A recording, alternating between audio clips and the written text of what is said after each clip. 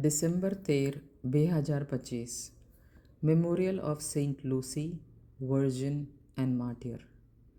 માથેની લખેલી સુવાર્તા અધ્યાય 17 કલમ 12 અને 13. પણ હું તમને કહું છું કે એલિયા આવી ચૂક્યા છે, તો પણ તેઓએ તેને ઓળખ્યા નહીં. પણ જેમ તેઓએ ચાહ્યું તેમ તેઓએ તેને કહ્યું. તેમજ માણસનો દીકરો પણ તેઓથી દુઃખ સહન કરશે. ત્યારે શિષ્યો સમજ્યા કે યોહાન બપ્તિસ્મા કરનાર સંબંધી તેમણે તેઓને કહ્યું હતું. ચિંતન.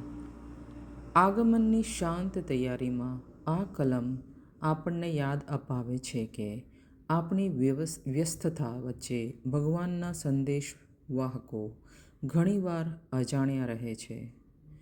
યોહાન બપ્તિસ્માની જેમ આપણા જીવનમાં ગેરસમજ અથવા મુશ્કેલીઓનો સામનો કરવો પડી શકે છે. છતાં તેઓ ખ્રિસ્તના પ્રકાશ માટે માર્ગ મોકળો કરે છે. અજાણ્યા વિશ્વાસતાને સ્વીકારો.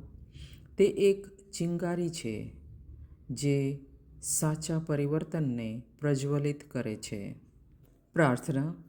સ્વર્ગીય પિતા, રોજિંદા સંઘર્ષોમાં તમારા પ્રબંધકોને જોવા માટે અમારી આંખો ખોલો. અમને સંત લુસીની હિંમત આપો, જેથી અમે તમારા સત્યને અદૃશ્ય હોવા છતાં પણ પ્રકાશિત કરી શકીએ. ખ્રિસ્ત દ્વારા જેમણે દુઃખ સહન કર્યું છતાં વિજય મેળવ્યો. આમેન. ખ્રિસ્તમાં પ્રિય ભાઈઓ અને બહેનો, તમારી આંખો બંધ કરો અને તેને અનુભવો. એક યુવાન હૃદય જે જંગલની આગની જેમ સપનાઓથી છલકાઈ રહ્યું છે, છતાં ભીડના પડછાયામાં ખોવાયેલું છે. અદૃશ્ય યોહાન બપ્તિસ્માની જેમ, જે ભવિષ્યવાણીના ક્રોધથી ભટકી ગયો હતો પણ પથ્થરોને ડંખ સહન કર્યા હતા. શું તમારી છાતી કડક થઈ ગઈ છે? તે દુખાવો, તે એકલતા જે તમારી ઊંઘ છીનવી લે છે, તે તમારા ખભા પર સાંકળોની જેમ વજન ધરાવે છે? પણ સાંભળો, ઈસુનો અવાજ નરમ છતાં અડગ ગૂંજતો રહે છે. એલિયા પહેલેથી જ આવી ગયો છે. યુવાનો, આ તમારો કોલ છે. સ્વર્ગમાંથી એક તણખા, કોઈ દફનવામાં આવેલી રહસ્ય નથી, પરંતુ એક જ્યોત જે આંધળી આંખોને પડકારે છે, જે તમને સવારના નાયકોમાં ફેરવે છે. પુખ્ત વયના લોકો, એવા સંબંધોની કલ્પના કરો જ્યાં તમારા પ્રયત્નો અનુત્તરિત પડઘા પાડે છે, જ્યાં પ્રેમના શાંત શ્રમને નકારી કાઢવામાં આવે છે. જેમ કે યોહાન, જેણે ઈસુ માટે માર્ગ સાફ કર્યો છતાં વિશ્વાસઘાતનો સ્વાદ ચાખ્યો. આંસુઓ ભરાઈ આવે છે, ખરું ને? તે થાક, તે ખાલી નિરાશા તમારા ઘરની દિવાલોમાંથી ફડફડાટ ફેલાવે છે.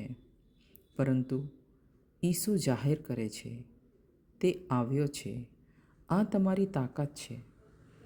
જોડાણના ઊંડાણમાં, જ્યાં પીડા ક્રોસનો સાથી બને છે, તે તમને બંધ કરે છે. તમારા ઘાને પોતાના તરીકે દાવો કરે છે અને નવીનકરણના દરવાજાને પહોળા કરે છે, જ્યાં તૂટેલા બંધનો ફરીથી ખીલે છે. અને વડીલો, પ્રિય માતાઓ અને પિતાઓ, તમારા દિવસોના સંધ્યાકાળમાં બેસો. સૂર્ય આથમી રહ્યો છે અને આશ્ચર્ય પામો, શું મારી વાર્તા વ્યર્થ હતી? જોનની જેમ, પડછાયામાં એક નાયક, દુનિયા દ્વારા ઓળખાયેલ નથી. હૃદય ભારે છે, ખરું ને? પણ ઈસુનો અવાજ સાંભળો, જે સળગતા અગ્નિની જેમ ગરમ છે. એલિયા આવ્યો છે. આ તમારો વારસો છે. પેઢીઓને શાંત કરતી શાંતિની નદી. તમારા અદૃશ્ય પગલાં સ્વર્ગના તેજ સાથે પ્રજ્વલિત થાય છે, જે સામાન્યમાં અનંતકાળને કોતરે છે. ઓ મારા પ્રિયજનો, આ કલમ દરેક ઋતુને ગીત છે.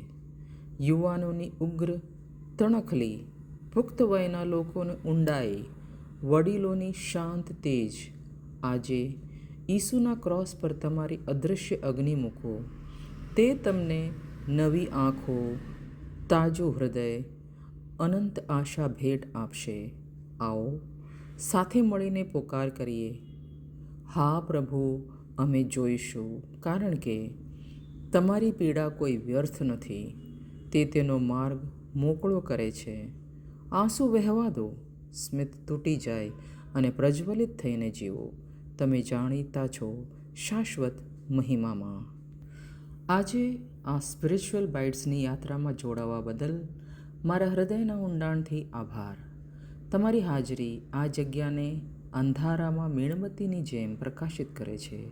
જો આ શબ્દ તમારામાં કંઈક ઊંડે સુધી જગાડે છે, તો તે લાઈક બટન વડે તેને થમ્સઅપ આપો, સબસ્ક્રાઈબ કરો, જેથી આપણે દરરોજ આ વિશ્વાસ માર્ગ પર સાથે ચાલી શકીએ. એલિયાની વાર્તા તમારા જીવનમાં કેવી રીતે પડઘા પાડે છે તે શેર કરવા માટે નીચે કમેન્ટમાં લખો, અને આને એવા મિત્ર સાથે શેર કરો જેને તે અદૃશ્ય સ્પાર્ક ઓળખવાની જરૂર હોઈ શકે છે. તમારા આત્માને ખોરાક આપવા માટે વધુ સ્વર્ગીય બાઇટ્સ માટે હું તમને કાલે અહીં મળીશ. ભગવાન આશીર્વાદ આપે અને ચમકતા રહો.